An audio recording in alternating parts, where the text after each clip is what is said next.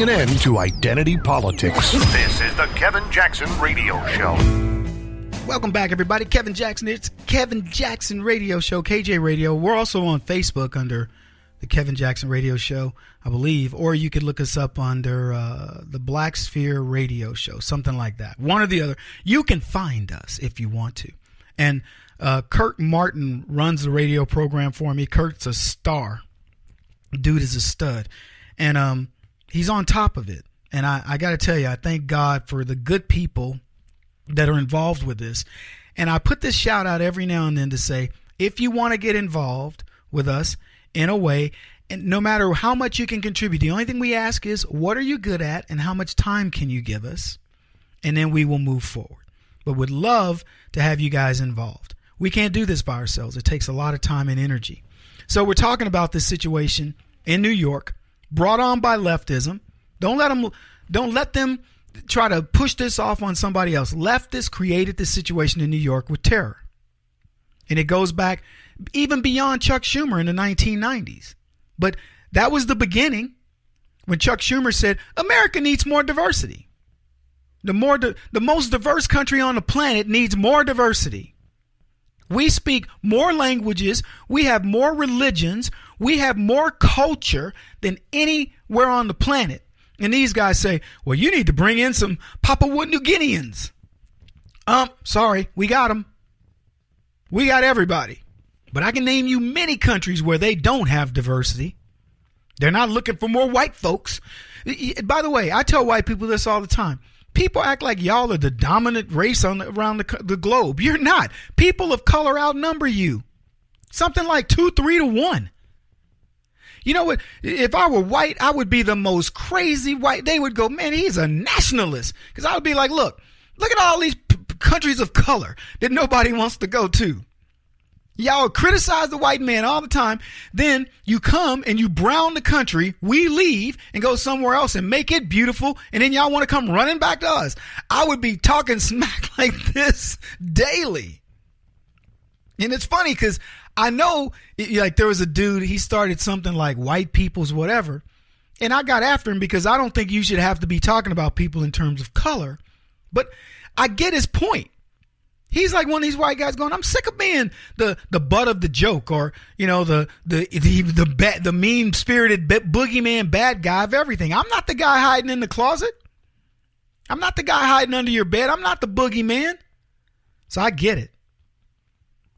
You know who's making these iconic cities around the world? Cities that used to be full of adventure, full of romance. When someone would talk about, you know, Kevin, let's meet in Bogota and let's go do blankety blank, or let's go meet in, you know, Lima, Peru, so we can go mountain, you know, backpacking, you know, in the Andes or whatever.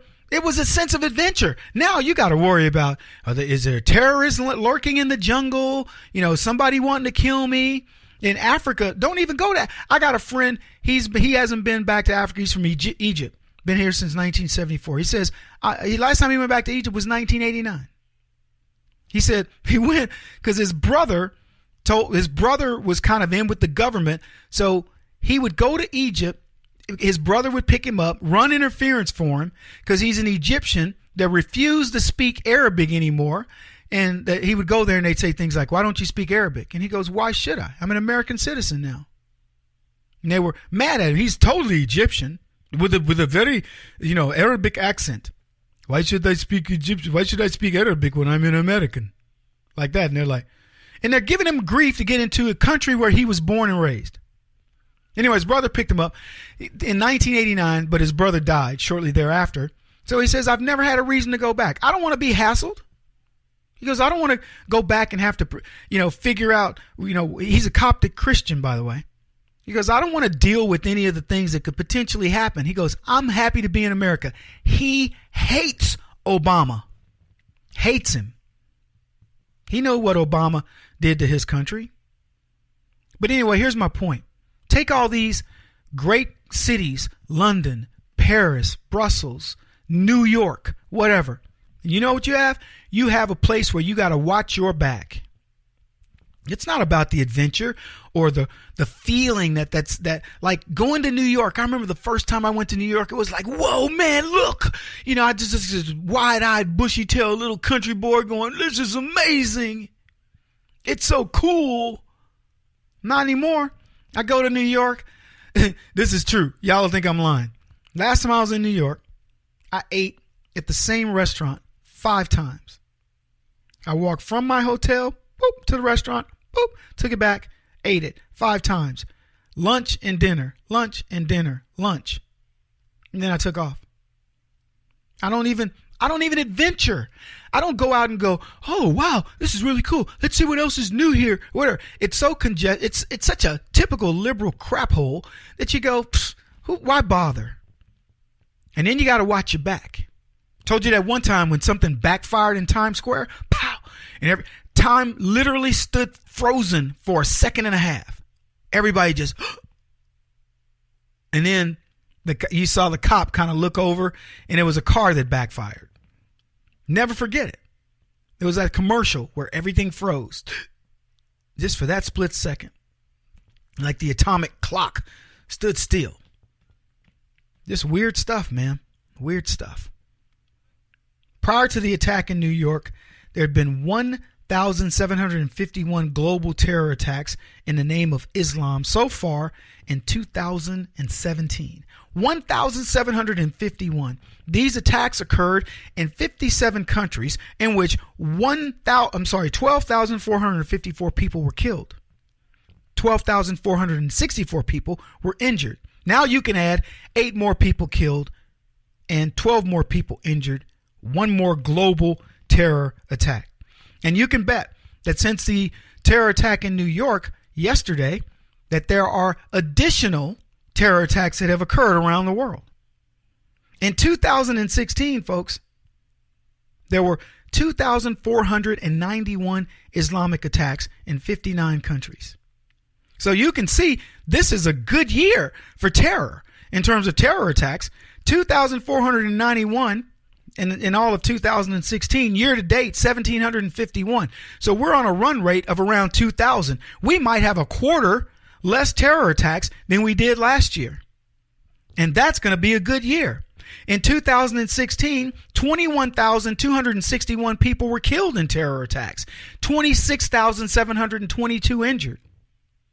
A good year, by the way, in comparison to 2015, where there were 2,884 Islamic terror attacks around the world in 53 countries, in which 27,600 plus people were killed. 26,000 and change were injured. Anybody think that leftists have any idea that there have been 7,127 global terror attacks by radical Muslims over the past 3 years? And in that time, over 50,000 people have been killed. I would love for someone to tell me what Christianity would be looked at if we had that kind of record of carnage. Think they could tell you the countries where these attacks have occurred? Think I could tell you what country where the most heinous loss of life occurred? For the record, the worst terror attack in 2017 was in Somalia. 358 people were killed, 429 injured, when somebody put some explosives in a truck and drove it into a market. A truck. Not killed by guns, people. See, the media only wants you to hear about terror when it occurs in civilized countries. They tell you of the attacks in Paris, Brussels, London, Miami, New York, but they won't tell you about the attacks that happen in Chad, Somalia, and various other places. You should see the list. It's daunting. I mentioned this before when I covered the decades of terror. 3 terror attacks in the 70s. In the 80s, 657 people were killed, 303 wounded in less than a dozen terror attacks around the country. In the 90s, 1,049 people killed, 757 people wounded in the entire decade of the 90s. And in 2017, we have 1,752 global terror attacks, and we've got thousands of people who have been killed. 12,000 plus so far this year killed and 12,000 injured, more than the entire decade of the 70s, the 80s, and the 90s in a single year, and we're not even done with this year. Can you remember the first terror attack of this year from Esteban Santiago, a man who attacked the airport in Fort Lauderdale on behalf of ISIS? Because most Americans can't even name that. That's how terror has become. We just forget about it. He won't stop until he's the top-rated radio talk show host in America. What kind of weird competitive freak are you? This is the Kevin Jackson Radio Show.